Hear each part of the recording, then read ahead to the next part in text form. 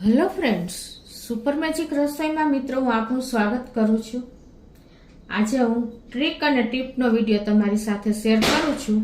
તો તમને ચોક્કસ આ વિડીયો ઉપયોગી થશે। ગમે તો લાઈક કરજો, શેર કરજો અને સબસ્ક્રાઇબ કરવાનું તો ભૂલતા જ નહીં। અને મિત્રો બાજુમાં રહેલું બેલ આઇકનને પણ પ્રેસ કરજો, જેથી કરીને નવા વિડીયોની માહિતી તમને મળતી રહે।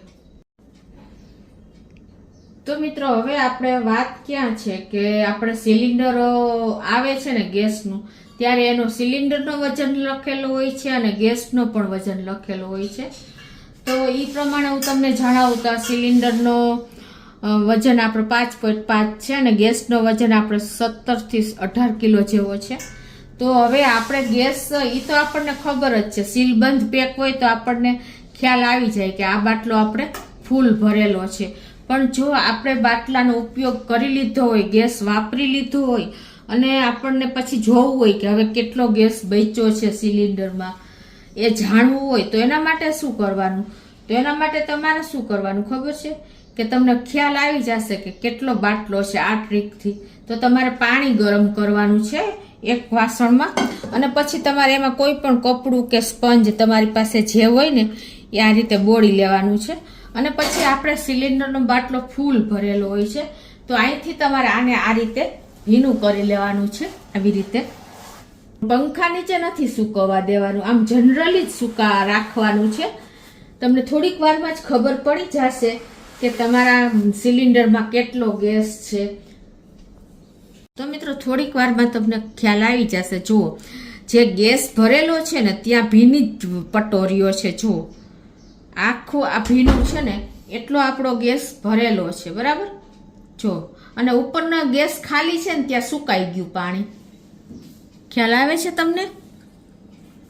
જો, ખાલી થઈ ગયું છે ને સિલિન્ડર, ત્યાં ભાગ સુકાઈ ગયો અને ભીનો છે ને એટલામાં જ તમારે ભીનું રહ્યું છે। આ ઉપરથી તમને ખબર પડી જશે કે આપણે અહીંયા સુધી ગેસ ભરેલો છે, બાકીનો સુકાઈ ગયેલો ભાગમાં ગેસ ખાલી થઈ ગયો છે।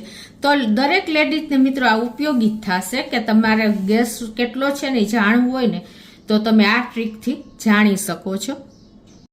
તો હવે બીજી ટ્રીક તમને બતાવું છું મિત્રો, કે આપણે જો ફ્રીજમાં ઘણી વખત શું થાય છે ખબર છે, આ ડાઘા પડી ગયા હોય છે, આવી રીતે આપણે કાંઈ પણ લગાવ્યા હોય ને, જો આ કેવા ડાઘા આપણા હેન્ડલ હોય ને ત્યાં વધારે આપણે ડાઘ પડી જાય છે, કેમ કે આપણે ડેઈલી સાફ ઘણી વાર નથી થતું હોતું, અને આ થતું હોય તો જેટલું જોઈએ એટલું આપણે રેગ્યુલર નથી થતું હોતું।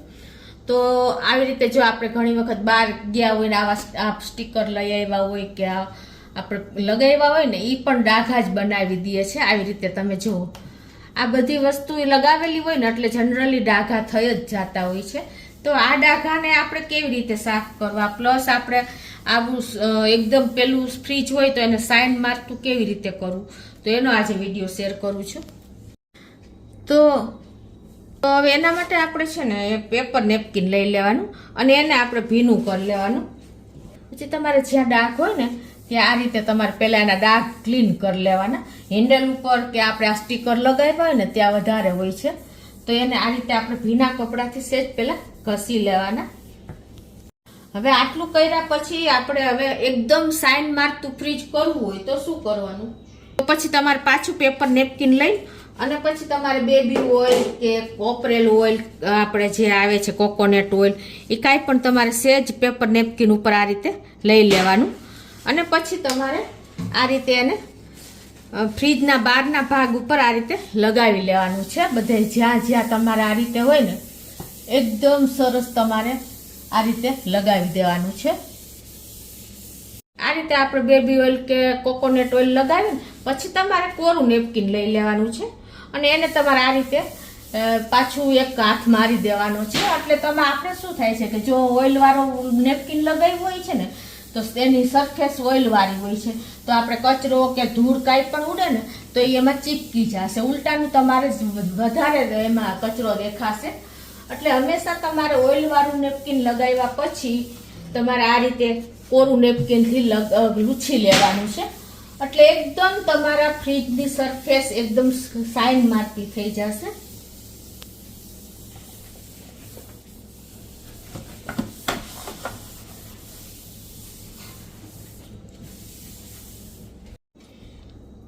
તો પછી હવે જો આ રીતે આપણે ઉપર કોરું નેપકિન પણ એમ કે લગાવી લીધું અને હવે તમારે જે તમે લગાવ્યા હોય ને એ સ્ટીકર આ રીતે તમારે લગાવી દેવાના છે.